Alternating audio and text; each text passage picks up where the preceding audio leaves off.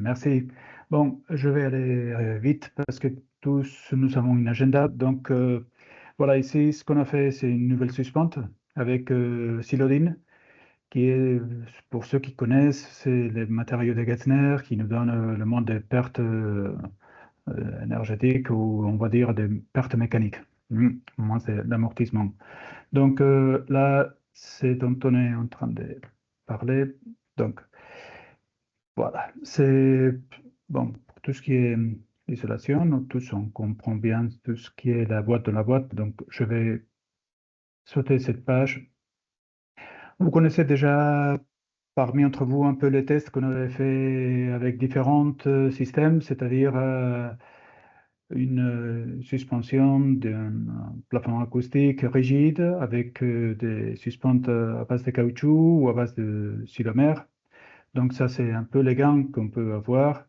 Mais surtout, ce que vous allez voir ici, c'est qu'il y a une plénum de 100 mm. Maintenant, ce qu'on a sorti au marché, c'est un produit qui nous permet d'avoir 40. OK. Bon. On avait fait un test et d'ailleurs, c'est disponible sur notre web. Si on va sur les CC laboratoires, sur notre site web, vous allez pouvoir les voir. Ils sont tous là. OK. Bien. En revenant en arrière. Donc, ce qu'on a fait, c'est faire un type de test sur bois où nous avons une solution rigide avec deux plaques de VA13 et un OSB. Et après, en mettant cette suspente. Et voilà ici le gain qu'on a eu en bruit d'impact, mais aussi qui nous donne environ 20 dB, mais en bruit aérien qui nous donne 19. Après, ça, c'est un cas réel. On a fait un test sur une application, un appartement à Paris qui, voilà, bah, c'est une dalle en béton de 150 avec une moquette et la voisine en bas s'y plaignait qui écoutait la télé de son voisin.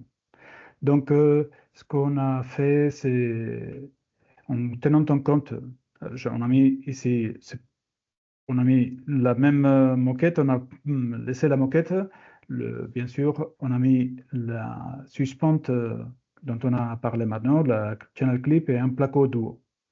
Donc, toute cette épaisseur, c'était 55. On a marqué ici plénum, mais c'est plutôt 40 plus la, les, la plaque des plâtres.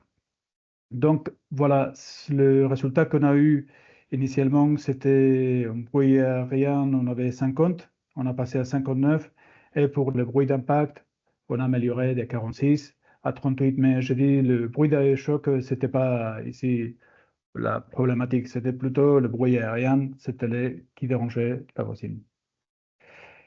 Un peu les résultats, donc on avait une fréquence propre de 10 Hz, donc on peut voir que le gain s'est produit dans tous les spectres à partir des 63. Donc voilà, et pour le bruit et choc, voilà où nous avons l'écart. Bien, tout est, comme je dis, tout est sur notre site web. Donc si vous allez au 16 chantier, vous trouverez que c'est le dernier. Et là, vous savez tous les résultats et vous pouvez télécharger le, le PV, en fait, le test. Et voilà, bah, sachez qu'on a des autres produits pour des autres matériaux. Et ça y est. Merci à tout le monde. Ah ben merci Hector pour cette présentation synthétique. On va pouvoir prendre des questions. Caroline de Ponteves qui demande quel est le plénum minimal avec cette nouvelle suspente. 40 mm. 40 plus l'épaisseur de plaque, c'est ça? C'est ça. L'absorbant qu'on avait mis à l'intérieur, c'était des 40. Donc, c'est ça. Et question de Clément Florentin, est-ce que vous avez observé une variation des performances de l'élastomère avec le temps? Et je dirais que, bon, ah, j'ai des tests. que je pourrais vous envoyer, mais ce sont des résultats qui sont très très bons. C'est, c'est un test qui a été fait pour, euh, pour le matériel de Getzner, de Silomère. Et si vous voulez, Clément, je peux vous envoyer tous ces rapports parce que c'est assez long pour parler aujourd'hui. Question de Christophe Sella. Des essais sont-ils prévus sur d'autres natures de plancher? On a fait en bois, on a fait sur du béton, sur du CLT. On n'a pas ce type de test. On a sur une autre section des autres types de suspentes.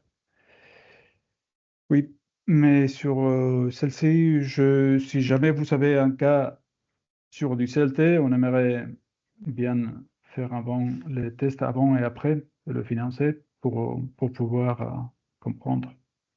Mais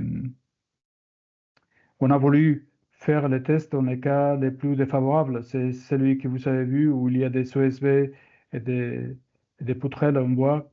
Ce type d'essai nous semble les cas de figure le plus défavorables. Je pense que sur du CLT, ce serait un peu pareil. L'encombrement habituel sur des suspentes classiques, c'est 100 mm.